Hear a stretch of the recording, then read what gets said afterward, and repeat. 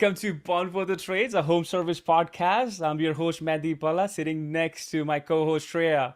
And today we have the man, the myth, the legend, my friend, Tommy Mello on our show. Join us as we dive deep into the world of home service entrepreneurship, interacting with industry leaders, coaches, and entrepreneurs about their experiences, challenges, and victories. Through their inspiring stories, we hope to equip our listeners with the tools and knowledge they need to succeed in the competitive home service industry. So whether you're a seasoned pro or just starting out, tune in to Born for the Trades podcast for invaluable insight and real-world inspiration. Hey, Tommy, welcome to our show. Thank you. Excited to be here. This is great. I'm glad you guys decided to do this. It's a great contribution to the trade. So I'm excited.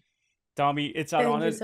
Thank you. It's an honor to have you here. It's a lot going for you for the last couple of months, and taking out time and to be on our show. Really appreciate you having here. Yeah, your time is valuable. It was fun going on stage at True Grit. Sorry I couldn't stay there longer, but lots of great people were there, and great event. Well done. Thank you. It took a lot of work, but the hard work paid off. A lot of people got good, tangible information, especially from you, and your talk, because you're giving things to people that they can implement. Instead of, like Ken said, instead of a motivational speaking event, which is great, but here's what you can do when you get back to the office type of thing. Yeah, some of these events, they have really well-known authors, some famous people. They'll have a quarterback there.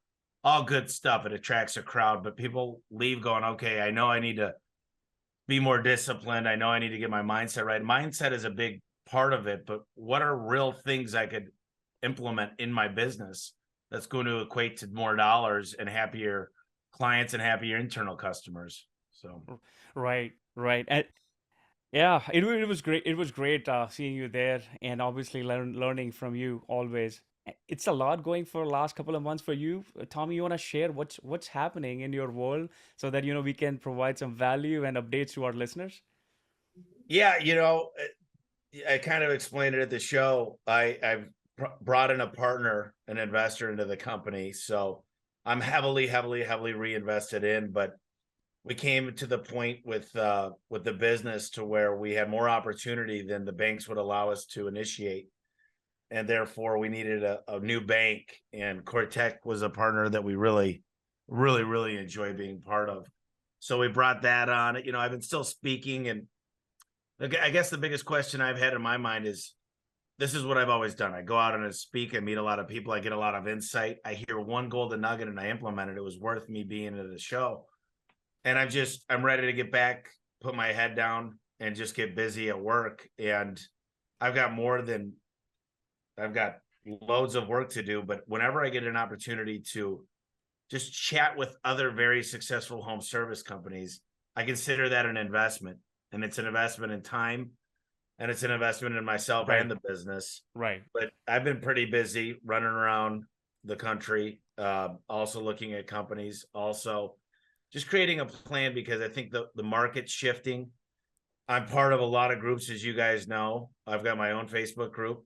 I'm also part of a lot of the other big successful Facebook groups, and I'm talking to a lot of guys on a daily basis, kind of getting the temperature for what's out there. And I think there's a lot of change, and change is good, and it's survival of the fittest sometimes. And I like that because I'm up for the challenge. Right. And it's good to see you, you are growing your company, thriving. On top of that, you are helping, other entrepreneurs like home service industry so that they can, take their business to the next level, and appreciate what exactly you're doing and providing value. Really appreciate that. I enjoy doing it. And it's when I'm writing down some of the things and people are asking questions, I get a lot of ideas. I think when my guys go out and train, they're like, oh my gosh, it solidifies everything. I'm 10 times better when I'm training. And that's how I feel when I'm able to do podcasts and just go through some of the basics that sometimes we forget, of just some of the main KPIs, and just keeping an eye on the little things, because I think now more than ever, this coming year is going to be important for the changes that are happening in the economy. Right, And right. what are the some of the changes, like, compared to when you started in '08, during the recession, and the economic downturn today? Can you compare how you started and what you did to start during that time, and how it would relate to people starting today? Yeah, well, the deal was I started in a really great economy. It was like me and my partner would go sell remotes, and they'd be like, just go ahead and program them. We'd go get an extension ladder. They'd be like, I don't care if it costs 125 bucks, just do it. And then within a few months, you know, shit hit the fan. And it happened so quick. And I just remember going to houses and people were like, I'm giving this house back to the bank. They're like, I just Yeah. need to be able to get my garage out to move my kids' toys out of my furniture. And that was a really interesting time. Now, what happened then, if you ever watched The Big Short, it came out in 2015, is the Mhm. bank was just loaning things on people's word, their stated income, and people were exerting themselves out that really had no business owning this many homes. And you look at the markets with the most value created, it's definitely Arizona, Nevada. These places went up very, very quickly. And then you look at areas like East Coast, especially the Southeast, they're still growing, and I don't think they're going to hit as hard. So you got to look at where you're at in the country. But Right. as far as 2008, I don't think we gave as many bad loans, but we did have COVID. And if you didn't make money the last 3 years, you probably have no right owning a business. A Right. lot of people were divesting in their business. They were buying cars and houses. And the smart people were really reinvesting in the company, building training centers, getting new trucks, getting better trainers, getting better software. They weren't taking it all out of their business. And I think that that's important. But now, Mm-hmm. based on everything I hear, we're headed for a pretty deep recession, and inflation rates are continue to go up. Well, what's going to happen is interest rates got to go above inflation, and they're going Wow. to get more increases from the Fed, and unemployment has to go through the roof. And the goal is to make unemployment go up and hopefully have inflation come down. Otherwise, you got stagflation. That's very bad. That Mm-hmm. kills an economy when you have unemployment up and inflation up. So they need to figure out a way to kind of turn back the clock and pull down how fast some of these values were growing. And it's not. I don't think it's going to be like 2008, but because the inventory is low, people are still building. There's still money in the economy, but Yeah. if the Do, Fed stops printing at the rate they're printing, mm-hmm. there's a lot of people without money with credit cards lined up to here Right. that are waiting for some silver night to come in, the Fed, and save them. And I don't Mm. think it's going to happen anymore. I So, think mm-hmm. So we're, Tommy, what? Yeah, sorry. So Tommy, what do you think? Like, this is going to be like continued for this year, next year? So how for how long? When it's gonna start hitting hard, and for how long it's gonna do the damage? so end of Q2, Q3, Okay. and May is when student loans start back up. And May is when if you own a house, you weren't able to collect rent because of COVID and because of some of the restrictions from the federal government. So I think as people start getting kicked out of the houses they were renting, interest rates go up, so they can't buy a house, they can't qualify. There's no one going to loan to them. The rates, I was just on with the credit card or finance provider. They said the Mm-hmm. people that were accepting 600 are up to 640. So Oh it's wow. harder to get financing in an economy like this. So Wow. I think hope for the best, plan for the worst. Start stacking cash. Number one. Number two is have a contingency plan. Make sure your best guys are getting the jobs, your best CSRs are getting the calls. Never, ever, ever stop marketing. A lot of times business owners say, bad economy, still need to keep everybody afloat, need to keep Right. every single employee. That's just the wrong mindset because the company needs to move on. Right. So it's going to be survival of the fittest, and it's nice to have a contingency plan. Stack your dough up, be prepared, and start getting resilient, figuring out other opportunities to make money. Oh, I don't mean to be doomsday, but every indication that's out there says we're in for some real change, and we can't be so spoiled like we right. were the last few years. We needed technicians, and now I'm thinking we're going to need more phone calls, Yeah. and we're not going to Mm-hmm. get as many People saying, yeah, I made so much money on my house, do whatever it takes. Put the Right. Taj Mahal into this place. It's going to be, listen, I just need to get it working. No, I agree. No, I agree with you. I think we have to get prepared. And first thing that you mentioned, that making sure be prepared with cash, and the other thing that we cut off the marketing. I think it's the best time to double down. That's what we have seen during the COVID, right? And we want to go, like, deeper back into 2009, just for a few minutes, Tommy, if you don't mind. I read your book, amazing book, and I know we're going to talk about your new book that is coming. What was happening in 2008 and 2009 when you were starting A1 Garage? We want to know a little bit more about it. Yeah, well, 2000, right when I started, I was the guy, I was the tech, and I was also the CSR, the dispatcher. I was the inventory. That's what you do when you're a small business. It was sweat equity. I had to learn the business. And back then, Craigslist was a big thing. So I bombarded Craigslist with ads. I got very resilient on how I answered any lead gen, whether it was the Angie's List, Thumbtack, Home Advisor. I was the first one on the phone. Mhm. And I was always, in the beginning of the business, I was, let's make a deal, because the marketing I was doing was attracting those type of clients. The affluent clients that own yachts and own 10 houses are not going to be feeling the recession. They're going to be going into buying mode. It's going to turn into a buyer's market. So back then, I mean, look, the hardest thing for me was finding somebody I could trust, finding somebody that would show up every day, finding Right. somebody that I could train. And I was so busy, I barely had time to train. So I ended up doing a lot of the work myself. I said, I'm just going to do it myself then. And it's hard to start a business in a recession or a depression. There's no doubt about it.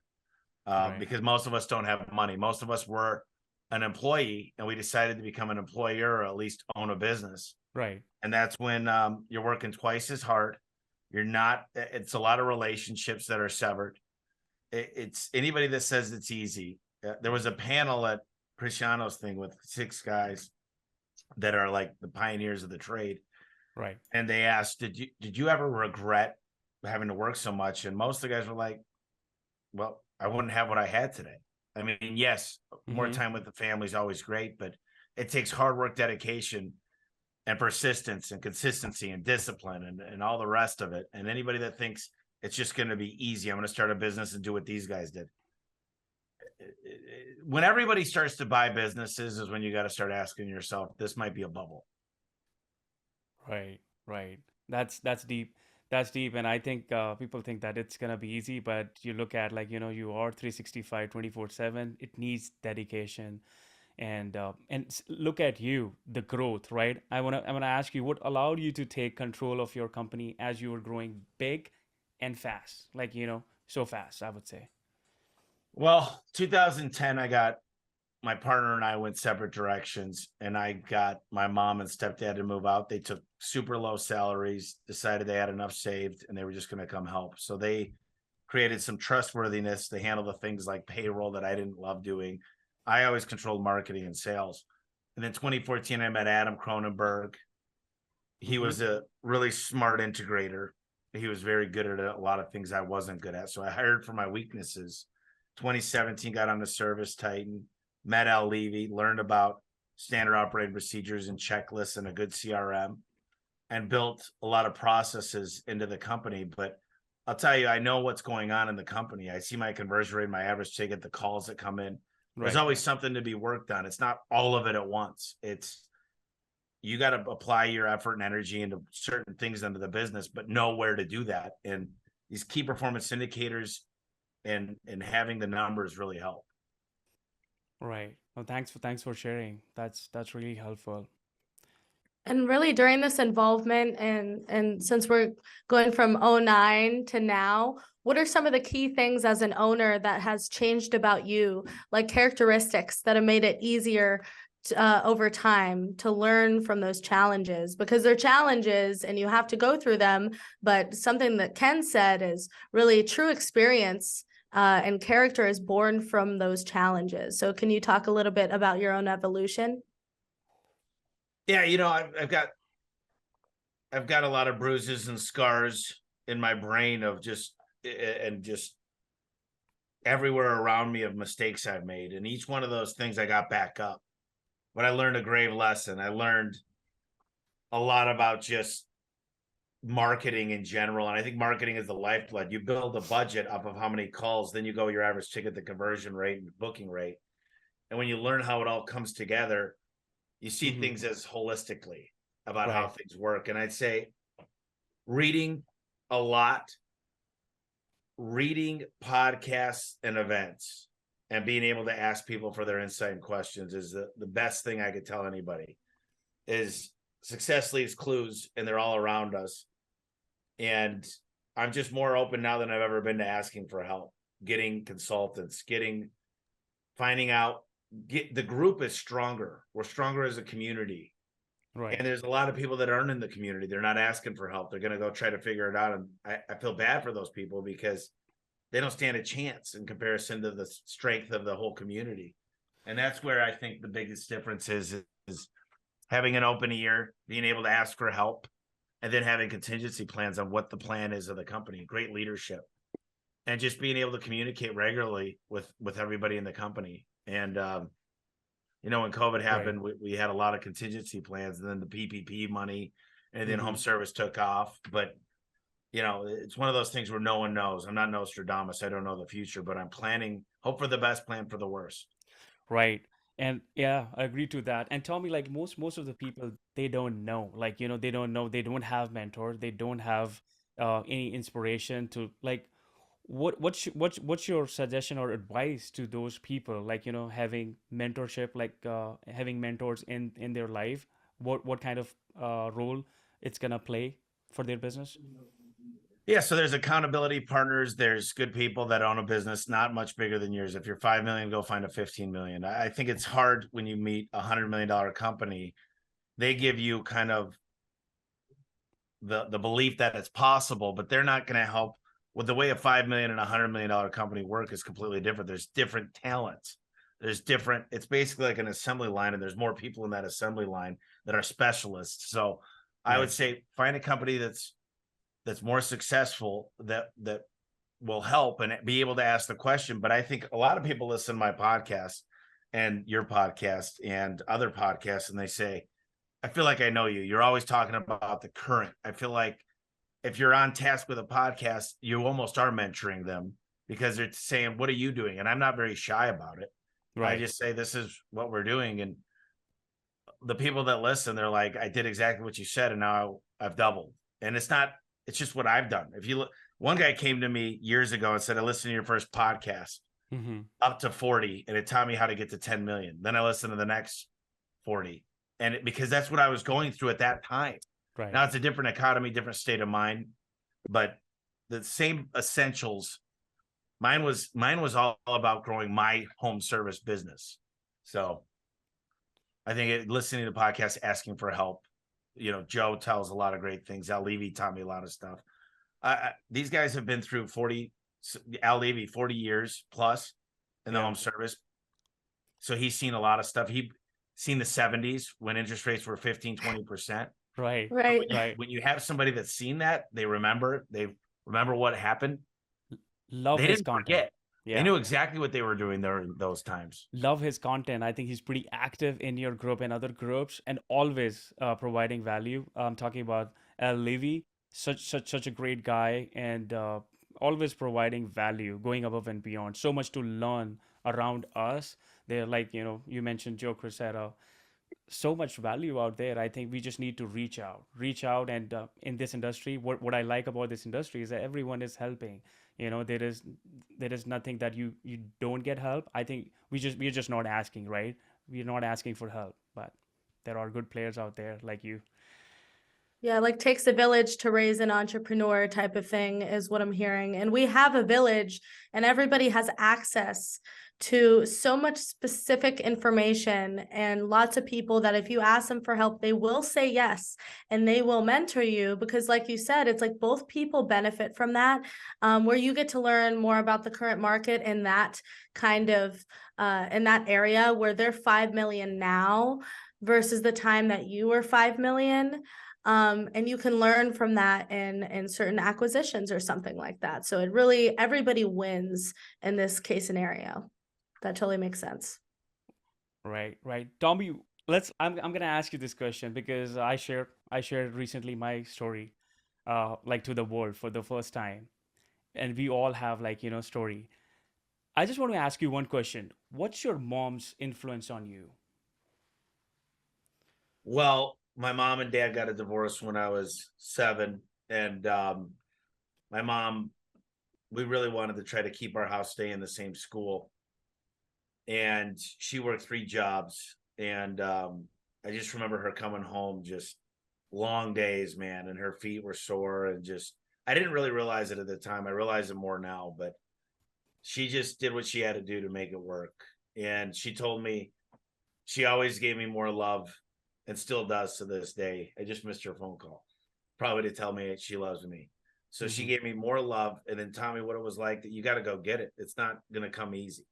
Yeah. So, and I tell people all the time, this were my mom's garage, here's what I'd be doing. And I'm serious when I tell people that. But, she's just been there. She's a rock and she's not going anywhere. I think, um, what's the old thing you say to your best friend? If Hmm. there's certain people, like if I asked her to bury somebody, she'd grab a shovel, you know, Yeah. Yeah. she's she loves me unconditionally. And I think that that's something that really helped me to know that no matter what, I didn't have to prove anything to anybody because I had enough love in my life. Right. And I think that not a lot of people have that. So I'm very fortunate. I feel loved and I feel welcomed. And I feel like there's people that would do anything for me. And it's easy when times are great to say that. It's not so easy when times aren't good. And Right. there's a lot of people that have shown up, mostly my mom, when times haven't been good. And that's what she is for me. She's my rock. She's gonna be here. There's no way to get rid of her. She's still gonna be my mom. Love that. Love that. Thanks for sharing. It sounds like it's had a Yeah. big impact on you and your worth Mhm. ethic, and watching that as a kid and how you perform today kind of connects back to that, having that example. Yeah, I used to hear my mom and dad and my mom at different times just trying to make ends meet with bills. Yeah. I just decided I don't want that ever to happen because who knows, my mom and dad might still be together if it weren't for the bills and the shit that happened. But I know I said, listen, I'm not gonna let the finances be the destruction of relationships for me. So Right. I just said I'm gonna go out there and I started washing dishes when I was 12, was shoveling snow and mowing lawns. Wow. And I got paid $4.05 under the table. And Wow. I saved a lot of it. I was good at saving, and I always knew how to make money, but I never knew till I started A1 that a company should make money when I'm not there, and it should be a Mhm. machine. And now I know. Before, whenever I'd go out of town or anything, the money stopped. Now it's actually wealth is generated when I'm sleeping, and I think that that's important in a real business. Yeah, because you're actually teaching your people how to do it, instead of doing it for your people, right? Which you really have an emphasis on training at A1. I got to take a tour of the training facility. With each Mhm. garage has its own personality type of thing. So how did you get your company to the point where it was a machine? And when did that happen? And what did you do to get there? So the training center was one of the biggest things. This is our third rendition of the training center, but being able to train on every aspect, we came up with scorecards, performance pay, skin in the game. And when the CSRs win, the dispatchers win, the technician wins. So getting all those things to where everybody was winning Mhm. together. So the CSRs don't hate the dispatchers don't hate the technicians. It's hard to get that. And also when you realize that if you help out a fellow teammate, you're not going to lose. It helps the whole. And we're not siloed, and like most companies are, like, Uh-huh. oh, the finance department, or all this, or all that, or marketing. It's like we're all working together, and the compensation programs and the KPIs and the scorecards all relate to that. So I think the last few years, I felt like the company would run if I'm here or not. I've always just been the gas. I'm like, how do we grow faster, revenue and profit? And one thing I'll tell you guys is Mhm. it's not always easy to grow revenue and profit Sometimes you gotta, I explain like going to the gym. Sometimes you want to bulk up, gain muscle. Other Mm-hmm. times you want to get ripped. It's a different diet, different workout. And the same thing's true in business. People say, you can't say I want to go from 15% bottom line to 25% and also double revenue. It's not very likely unless there's a lot of help and some very fortunate things in the economy that take place. That could Right. be a huge contract or something, but other than that, you don't see that very often. Right. And what are some changes that you've experienced since partnering and having that experience recently? Are you seeing any changes at the company? Can you talk about that a little bit? Yeah, these guys are really, really specific on how they want to do deals, and they look at acquisitions, but nothing is going to substitute greenfield growth, which is organic growth. So organic growth is the best you could ever do. One of the things, they're just very, very, very specific on the reporting they look at. And whether it's year over year, there's certain KPIs. They got 50 slides they like to look at each month. And they hold Yeah. us accountable, and they ask us questions that they know the answers to, but they want to make sure we're thinking about things the right way. They've been through this rodeo lots of times if you get the right partner, and they know how to sustain a good economy, bad economy, no matter what. But they have certain things they realize because they are financial engineers. They're the numbers speak louder than any words, and they like to have a plan. They like to know there's a budget, there's a plan for this week, this month, this quarter, and this year. And they like a 3-year plan, but they're more focused on the short term than the long term. And they're willing to, they'll weather any storm because it's well funded. There's some economies you're just trying to stay pretty flat. You're just trying not to lose money. There's other economies where it's like, okay, go triple. Right. And knowing what you're going to do and knowing your next, there's a good book called your next 5 moves is Right. important, and having a very thought out plan. So that's what they want. That's what they require. Right. And Is with your this- economic projection that you had at the beginning that we talked about, can you connect that, in your opinion, to private equity? Because the multiples are super high. So with companies looking to partner or sell right now, what would your opinion be on what's going to happen to those multiples as we have some changes in the economy coming up? Well, the way companies buy, the way private equity works is they use better lines of credit. So they've got access to better banks, and they've got the money to back it up in the fund. So they're able to leverage money much better than any business owner could do that's not PE backed.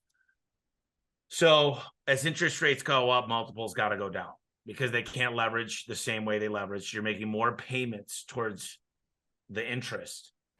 So there's only one inevitable thing. If the interest rates keep going up, multiples are going to go down. We lived through the weirdest time in history. Multiples have never been above 10, 12 was just insane for Mm-hmm. HVAC, plumbing, electrical, you name it. Right. The multiples we've seen were it's just everybody got comfortable. Mm-hmm. Everybody said, oh yeah, my time's coming. And I Hmm. think what you're going to find is it might not be the next 3 months, but it's definitely in the next year. We're going to start seeing things Right. reverse. Right. And if you have an opportunity with the right partner, I think you should put your foot on the gas and it's not easy to get a deal done. I mean, if you're a decent sized company, there's a lot of things. They do background checks, they do quality of earnings, they do a SIP, they go through all these things, they ask a lot of questions, they want to know a lot of answers. And why would they borrow a ton of money? Because they're betting on your growth. So you Right. got to have Yeah. a plan and a vision for how this is going to work. Yeah. Now, you look at like solar, and you look at things that are, you need to replace your garage door, you need to fix your air conditioner, you need to fix your drain leak. Right. Right. You don't Tommy. have to remodel your kitchen right now. You don't have to Yeah. add square feet. You don't have to get this expensive landscaping done. So those are things that they look at, is what is something, if it's more like just people do this with because they want to, it's not going to be as likely in this economy that's coming. Right. Right. And Tommy, like, 2 questions here. So I keep hearing, so couple of, like, recently the owners, they said 2 things. Like, number one, like, this is their legacy. They don't want to sell it. I don't know Mm. what exactly is happening. So they are so close to the brand. They don't want to get into PE thing and all. Okay, that's my first question on the legacy part. Those are pretty close to their brand and their company. They don't want to sell it. On the other hand, at what stage, the owners, the company, the home service industry owners, they should look at into PE things. So two questions. Yeah, the people that feel like it's their legacy, they just, I'm writing a book. I speak at a lot of events. I've got a lot of other opportunities. I didn't let my existence, I wanted to keep Tommy Mello different than A1. And I know they're interrelated, but I feel like I still have an identity without A1. It is my baby. I love the company, but also, I decided I wanted to help a lot of people that worked us get this hard. I wanted an opportunity to leverage and use banks' money to buy. And I said, do I want to be a pretty significant piece of a bigger pie, or Right. do I want to own all of it? And I just decided what is going to grow the company the fastest? What's the best thing for the company? And I just decided it's going to be an influx of cash. Yeah, because the banks were running out. They didn't want a Hmm. loan after a certain amount. And they're never comfortable in this economy with one business, because I don't care who your business is, if you've been around forever, it's still a risk. And right now they're very risk adverse. So the first question is, I tell these guys, what's the best thing for you, your life, the people around you? Where are you going to use the money? What's the opportunity cost of not partnering with somebody that's been through this rodeo, that knows exactly what they're doing, that has a lifeline for you? Yeah. And if you want to weather the storm, I mean, if you're young, willing, and able, and you got a 1 decade plan and you got a plan to get through it, great.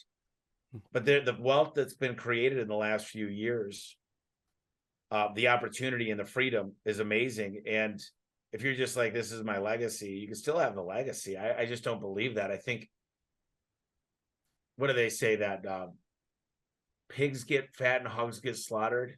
Uh, yeah, yeah. Jeez. You can.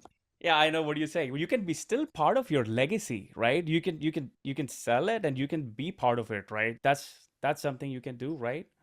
Well, I think where it's coming from is the horror stories that they've heard from certain private equity deals where Yeah. I know when I was in the field, like the owners and the people in the field always saw private equity at that time as a negative thing. Like, we're going corporate, so our culture is going to suffer, right? I don't have control of my own company anymore.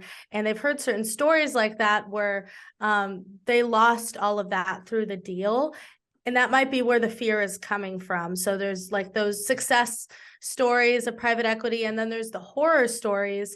Do you have any experience with looking out for red flags in doing a deal like this with private equity? I mean, obviously, you want to talk to some of the experiences that have been through their fund. You want to go visit other owners. In my point of view, if you're a company, you're the buyer. You're choosing who to partner with. If you have the mentality of, I'm the buyer Yeah. instead of I'm the seller, Mm, and I'm going to choose the company that I know has had a great experiences. But I'll tell you what, there's not a partner around, including me or any of you guys, that would say, sure, you're losing your ass every month. This is not what anybody signed up for. It's an investment. They've got funds. They've got people they are accountable to. Right. And this is a huge deal for a fund manager. I mean, this could be a huge scar on their resume if they don't pick the right partner. So what my partners look for is, they liked winners, people that'll win no matter what. They like founder led companies. So me staying on as a huge partner gave them a lot of breathing room. Right. And I'm in just as much as they are in this. So I have to have this work. I mean, yes, we've got money, but this is like, I'm just as invested in them. I'm asking the same questions they are. I want this just as bad as they do. And as far Right. as the whole culture thing, I would say this: there are things that change. Some of the people that got you here won't get you there. I had this epiphany this morning. I was talking to a buddy last night, and he made the comment that your circles are going to get much smaller. And he goes, you want to know why? Mm. He goes, because you're continuing to grow every day. You're still right. reading, you're putting yourself out there. And there's Yeah. a lot of people that aren't going to grow at your pace. And unfortunately, the people that don't want change, the people that are content with the way it was, yes, this thing is going to cause some people to go different directions. It already has. and they Right. didn't like the way they got treated in certain things, and it wasn't the same. But ultimately, were they willing to make the changes? Were they willing to have the conversations and communicate? Were they able to tell people how they felt? Ken Goodrich was in my office 2 years ago telling these guys, same guys, in a board meeting. He Hmm. said, if you guys are not willing to grow it, Tommy's right. My best advice is that he fire you, because Mhm. you're not going to be able to deliver the same value you deliver today in a month or a year, Right. because you're not growing. You're not sharpening your blade Yeah, after you work. yeah, it impacts like whole like work culture. I know like big fan of like Gary V, my mentor, and he mentions that hire slow, fire fast. What's your take on that? Yeah, you want to get the right people. I mean, obviously, Tony Robbins said it the best. He said, I don't hire family because that's drama. He said, I also don't hire people that are going to train on the job. He goes, I hire people that know the job. I get the best of the best. I get them to come in and perform, because I think a lot of times we don't pay enough. We might get a CFO for a really good bargain, but if you just paid for a fractional CFO Yep. that works a fourth of the time, you might pay a guy that's making 400,000, 100,000, but he's bringing the systems of a 400,000 CFO. Right. And just because you pay a lot of money also doesn't mean they've got great experience and they're the best. Right. But No, you got to be good at hiring. That's agree. important. Agree to that. Now you just mentioned about CFO. This is totally a different question. Are you ready for that, Tommy? I'm ready. You ready? Okay. Why did you have a ping pong coach? Oh yeah. Well, what I've learned over the years is if I'm not good at something, I can just go find the best of the best. And I had a guy that I played with a lot that could beat me. So just like my golf coach, you name it, I've had lots and lots and lots of coaches. If I want to get good at something, the slowest way is to continue to make your trials and errors Yeah. and just practice and try to figure it out on your own. When a good coach could come and say, here is the best way, here's the routine, here's your practice, here's what you do, and they see your flaws. And now I'm a huge fan of coaches in every walk of life. I've got a personal trainer. I'm hiring a chef because Oh, I think nice. it's a lot easier to focus on what I'm great at than try to be good at everything. And the things I want to be good at, I'm going to get a coach for. I don't want to be the best in the world at what I do great. That is I want awesome. to be in the Olympics at the things I'm best at. So did you beat him? I did. You did. And do you play? Do you still play or no? I still play, but not as much as I used to. I got really, really, really good, and I still could ride a bike. They say it's like riding a bike, but there's also like BMX that flip the bikes. I was better when I was playing every day, just like golf and everything else. I got really good. I learned like now I think we would compete. He might even be able to beat me more than I beat him now, because I've got training, and it's one of those things where you got to stay consistent with it. It's like a language. I mean, if you learn it and don't use it, you start to lose it. Right. Consistency is everything. And yeah, thanks for sharing that. I think definitely we need to have like coach in different areas, not just like one. So that's a great learning from you. Tell us about coming to Tampa a couple of weeks ago, and tell us more about your dream car. Here's the deal. A lot of these guys, they start making a lot of money. They buy their Ferraris and their G Wagons and Porsches. And I like my truck. And I never wanted to bring attention that was like, that guy's super loaded. I like the attention of, wow, that's cool. That's amazing. Mhm. So I bought a DeLorean, and I'm getting it done just like Back to the Future 1981. Wow. Oh my, Oh my oh my. God. Does it have a flux capacitor too, It's or? getting the flex capacitor, the whole time screens, everything, the Oh food my in the back. That is outstanding. Like, oh my God, I can't wait to see that. It's one of my favorite movies. I just like old nostalgic things that Mhm. Right. I don't think it's a negative attention. It's not look at me, look at me, look at me. I'm badass. Louis Vuittons and the glasses and the shoes and everybody gets. I'm just like, something I always wanted. I'm doing it, and I'm not doing it to flaunt. I'm doing it because it's great memories for me. Great memories, and Yeah. because it's nostalgic, like you connect the dots, to your past, and I think it's like emotional thing, like nostalgic. It's exciting. Congratulations on that. Congratulations. Wow. When it's gonna be ready? Well, I had to bring it back to the DeLorean dealer. It's an old car, so I'm getting a new fuel pump, the HVAC. I'm getting DeLoreans did not have power steering, so I'm getting some things added. So it's going to take an extra month. So about July is when I'm July, looking. Yeah. July. Awesome, awesome. Look forward to that. And Shreya and I, we want to cover about your new book. But before that, to the listeners, those who have not read Tommy Mello's book, and that's like Home Service Millionaire, highly, highly recommend reading this book. And I read that, I enjoyed it, and I'm excited about your new book. So, Tommy, please share about your new book, comparing with Elevate. Elevate. Yeah, Yeah. Elevate. I should have some copies coming in, there we but go. it really, the book is just, it's about a different mindset about your business of everybody could win. The clients get to win. Your internal customers get to win. More importantly, the partnerships win, the vendors win. And it's really about figuring out what's important to people and figuring out what's in it for them. And when you're building a business, it's important to have everybody winning around you, because if everybody's winning, things are going way better, way easier. Building a dream so big, everybody else's dream could come true. I want everybody that I work with, I want them to be their kids' soccer coaches and be there at dinner and go to there. It's important to go to church on Sundays and whatever their goals and dreams are, Right. going on those vacations and buying a home for their children and putting them in private school if they choose to do so. So I think understanding that it all starts on what's in it for them. And that's the main goal, is culture leadership. It's figuring out the marketing and the recruiting. And I go into the different pillars, but they all work simultaneously. Recruiting becomes easier with a great culture. It's just they all work in a unison with each other.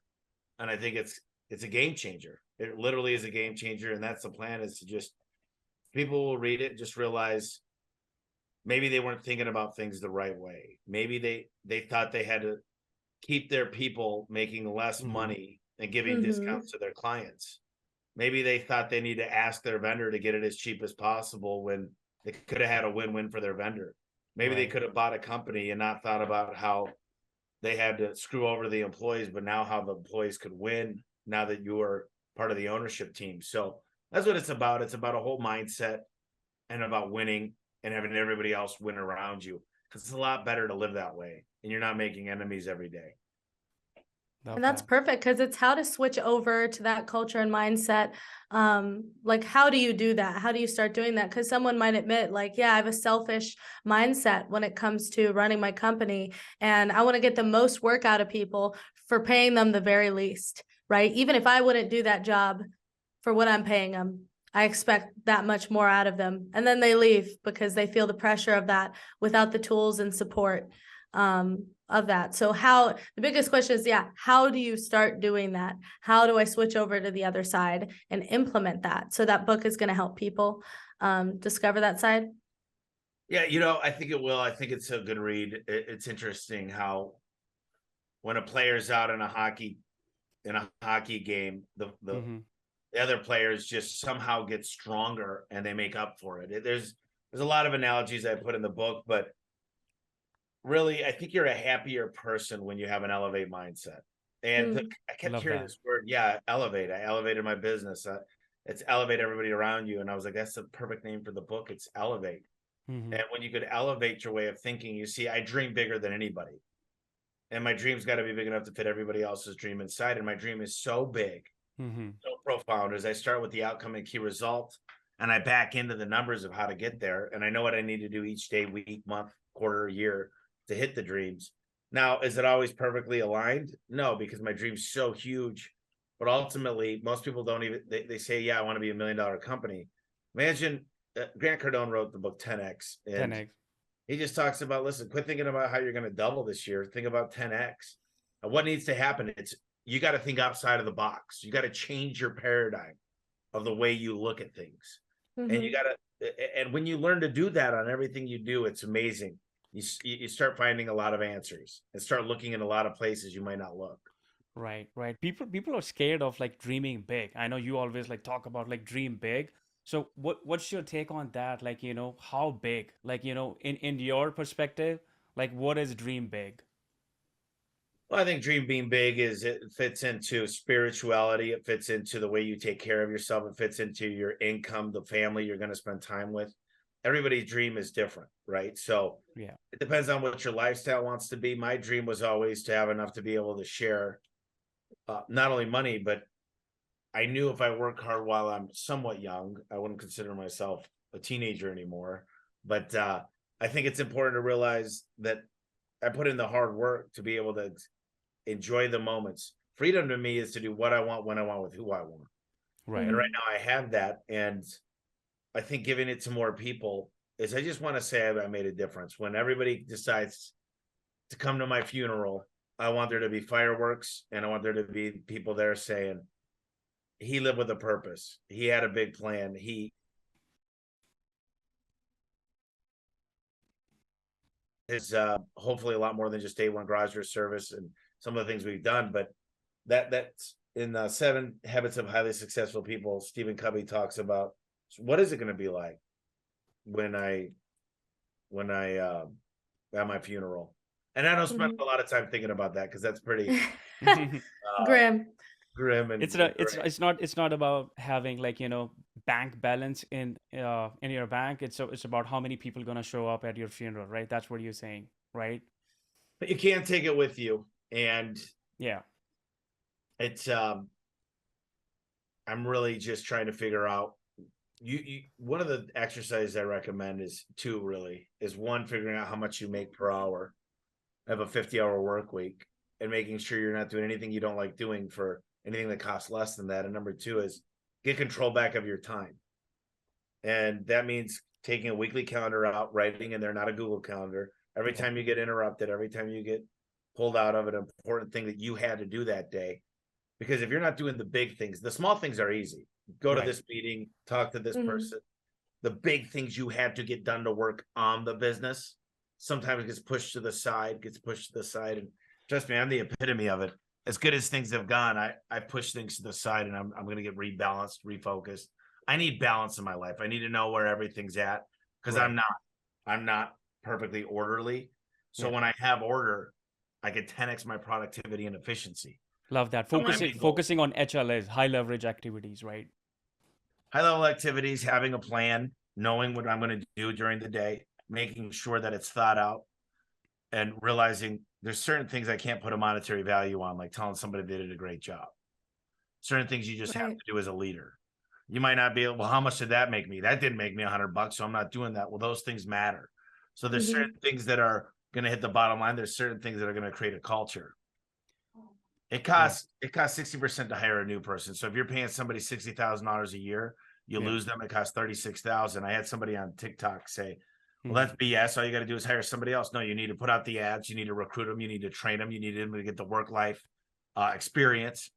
And so, yes, it costs a lot of money for the replacement cost. That a lot of these smaller companies that are paying the dirt minimum are not thinking about the replacement costs.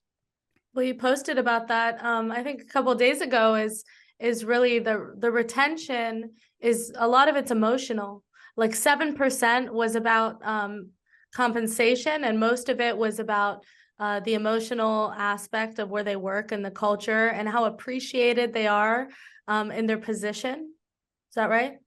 Yeah, people got to feel appreciated and they need to feel like there's a plan for them and they're not just a cog on a wheel. They need to feel like they're part of something and they have input. And it's very hard to balance everybody.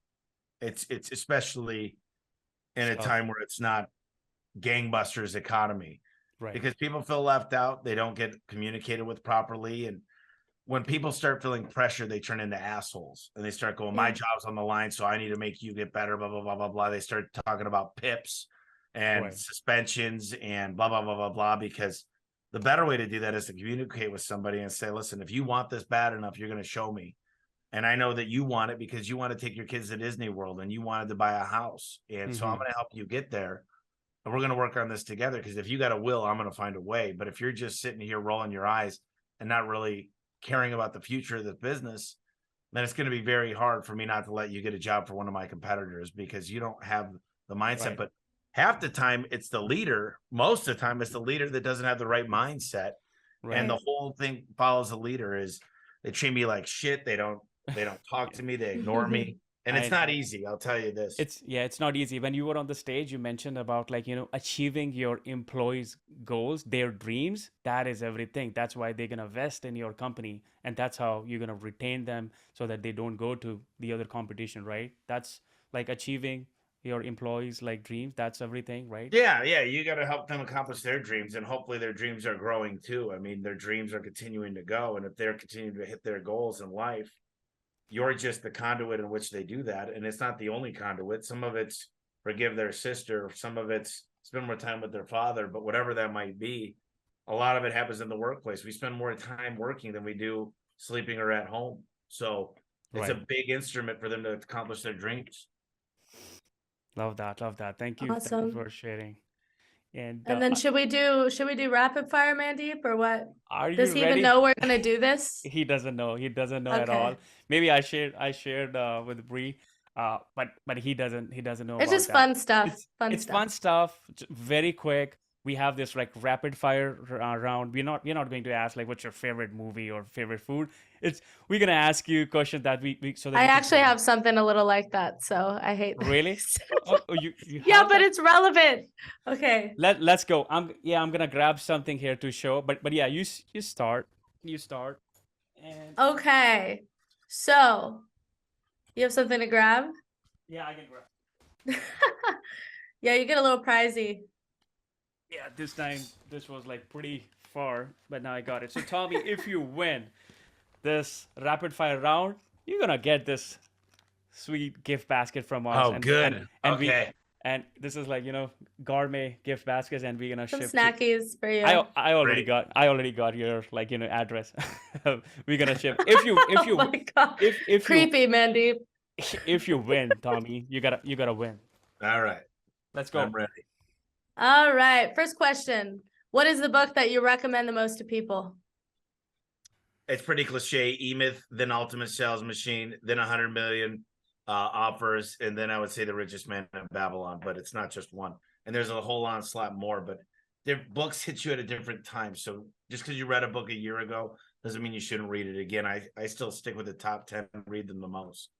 The best books you could read over and over again, probably every year, right? Yep. What's Yeah. your favorite ways? Oh, go ahead. Oh yeah, go ahead. Sorry. Dale This is why I Carnegie. was like, it's gonna be hard to do rapid fire with Tommy, I feel.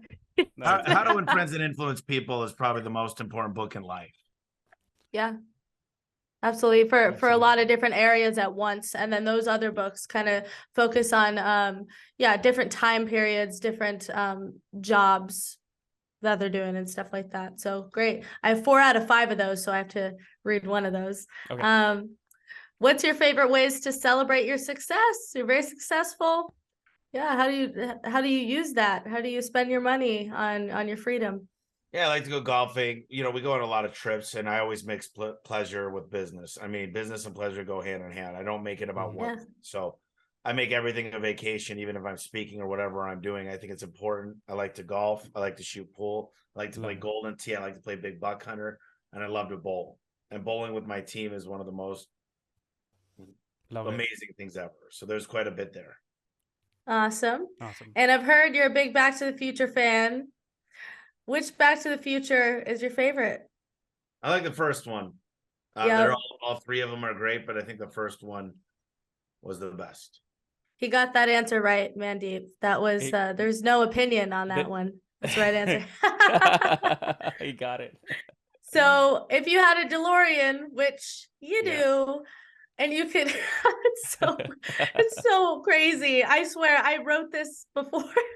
If you had a DeLorean and could go to any time and place or meet any person, what would you do? Who would you meet? Where would you go? Right. If I could go back to I guess it would be the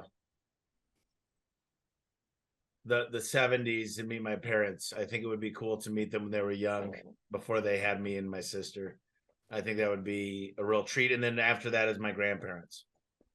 I did Love not that. expect such a sentimental answer. That was great. It's not like, I yeah, just loved it. Napoleon Hill and have dinner with them. Yeah, my own family. That's beautiful. If you could give yourself one piece of advice, if you were to get in your DeLorean and go back to, let's say, 20-year-old you, 25-year-old you, what would it be? If you could just say one piece of simple advice to yourself. I'd say triple down on learning and reading, and don't be afraid to ask more questions from those who are successful around you. Right. Start earlier, maybe. Yeah, I think I focused too hard on the work and not about getting smarter with the things I was doing. I was just so involved with the work. It gave no time for learning. Invest in books, Awesome. invest in learning. Yep.